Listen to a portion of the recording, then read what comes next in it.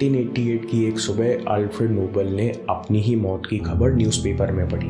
असल में उस समय अल्फ्रेड नोबेल के भाई की मृत्यु हुई थी और न्यूज़पेपर ने गलत खबर छाप दी थी। अल्फ्रेड नोबेल को न्यूज़ से नहीं बल्कि हेडलाइन ने परेशान किया। हेडलाइन थी, मौत का सौदागर मर चुका है। डायनामाइट बनता है नाइट्रोग्लिसरीन से।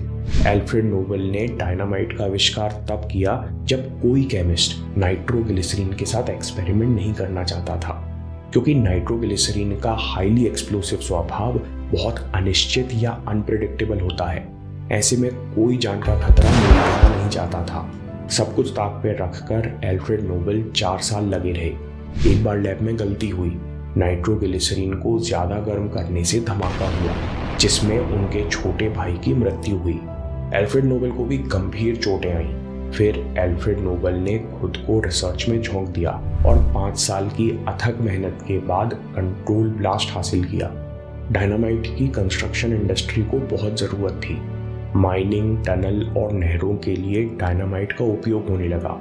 फिर धीरे धीरे डायनामाइट का प्रयोग हथियार और बम बनाने के लिए भी होने लगा। नोबेल लगातार नाइट्रोग्लिसरीन को और सुरक्षित बनाते चले गए। उनके पास 355 पेटेंट्स थे। अब हर इंडस्ट्री किसी न किसी रूप में इनके आविष्कारों का उपयोग कर रही थी। रातों रात अल्फ्रेड नोबेल के पास बेशुमार दौलत का भंडार लग गया। ये अल्फ्रेड नोबेल की खुशकिस्मती थी कि उस दिन न्यूज़पेपर ने उन्हें मृत्यु की छोटी सी झलक दिखाई थी। इसके बाद अल्फ्रेड नोबेल को अचानक एहसास हुआ कि उनके आविष्कार ने एक तरफ मानवता को आगे बढ़ाया तो दूसरी तरफ हजारों लोगों की जान ली। ये दुनिया सब कुछ भुलाकर उन्हें मर्चेंट ऑफ डेथ के नाम से जानेगी। इस मृत्यु के अनुभव के बाद जो हुआ उसने मानवता के इतिहास पर गहरा प्रभाव छोड़ा। गीता जी के अध्याय नंबर 2 श्लोक 27 में श्री कृष्ण कहते हैं, जिसने भी जन्म लिया है उसे मरना होगा और जो भी मरा है उसे पुनः जन्म लेना होगा। इसलिए जो निश्चित ही होने वाला है उस पर क्या शोक करना। श्लोक 32 में श्री कृष्ण आगे कहते हैं, अर्जुन, ये सब जानते हुए तुम्हें अपने कर्तव्य का पालन करना चाहिए। सही कारणों से युद्ध करना एक परम योद्धा का कर्तव्य है। कुछ लोग मृत्यु के नाम से ही डर जाते हैं। अरे भाई, ऐसी बात मत करो। लेकिन समझदार लोगों के लिए मृत्यु का रिमाइंडर कर्तव्य का महत्व याद दिलाता है।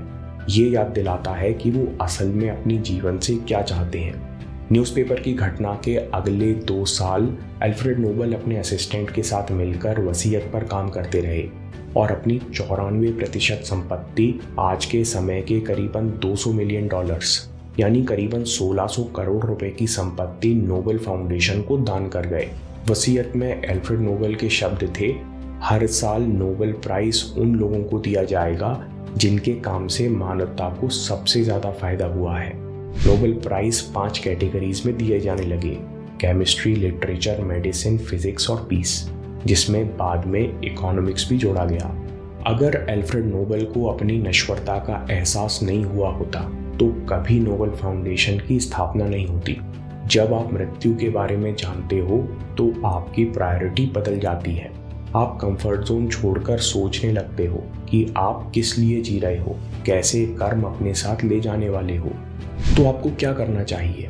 इसका स्पष्ट जवाब श्री कृष्ण हम सबको कह रहे हैं कि अर्जुन, अपने कर्तव्य का पालन करने के अलावा दूसरा कोई विकल्प है भी नहीं। इस समय हम सब अपने जीवन में किसी न किसी परिस्थिति में हैं। कोई स्टूडेंट है तो कोई प्रोफेशनल है, कोई पिता है तो कोई बेटा है, और यहाँ हम सब की कुछ ना कुछ ड्यूटीज हैं। जब हम इनसे मन चुराते हैं यानी अपने कर्म अधूरे छोड़ते हैं, तब हम खुद अधूरा महसूस करते हैं और तभी प्रॉब्लम्स और कमजोरियां पैदा होती हैं। कई लोग हैं जो बहुत कुछ करना चाहते हैं लेकिन अपने कर्तव्य पूरे नहीं करते, जिस कारण वो एक जगह पर फंसा हुआ महसूस करते हैं।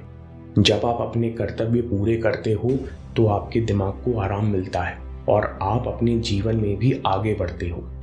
मृत्यु का एक और पहलू है। भारतीय संस्कृति में शमशान घाट बहुत महत्वपूर्ण स्थान माने जाते रहे। कई योगी यहाँ कभी न कभी साधना करते। आज भी अगर आप चीज़ों से बहुत ज़्यादा अटैच नहीं हो तो आपको शमशान घाट जाकर शांति मिलती है। आज भी अगर आप गांव खेड़ों में जाओ तो आपको शमशान के बगीचे में कुछ लोग सुस्ताते हुए मिल जाएंगे। ऐसा क्यों? क्योंकि यहाँ आपके मन को महसूस होता है कि जितनी भी प्रॉब्लम्स हैं, जितनी भी लिमिटेशंस हैं, कमियां हैं, ये सब तो असल में बहुत टेम्परेरी हैं। इससे मन को बहुत सुकून मिलता है। सद्गुरु कहते हैं ये अनुभव इंटेलेक्चुअल नहीं है, ये अनुभव दिमागी स्तर पर नहीं है, ये एहसास और ये वाइब्रेशन सीधे शरीर महसूस करता है। ऐसी शांति में हमको अंदर से लगता है जब कोई दिक्कत या परेशानी परमानेंट है नहीं, हम अभी पैदा हुए और कुछ देर बाद चले जाएंगे, तो फिर डर के क्या जीना। अगर कोई गलती है तो उसे ठीक करो। कर्म ही वो फल है जो आप अपने साथ लेकर जाओगे। इस समय जो भी आपकी परिस्थिति है और जो भी आपके कर्तव्य हैं, उनका संपूर्ण रूप से मन लगाकर पालन करो। आप अपने अंदर एक नई शक्ति और एक नई क्लैरिटी विकसित होते हुए महसूस करोगे। अगर आपको ये वीडियो पसंद आया तो स्वामी विवेकानंद के 6 लॉज ऑफ लाइफ पर वीडियो ज़रूर देखिए। आपके समय से कोई वीडियो, कोई ऐप, कोई न्यूज़ कीमती नहीं है। मैं काम के किस्से लाता रहूँगा। हम जीतेंगे।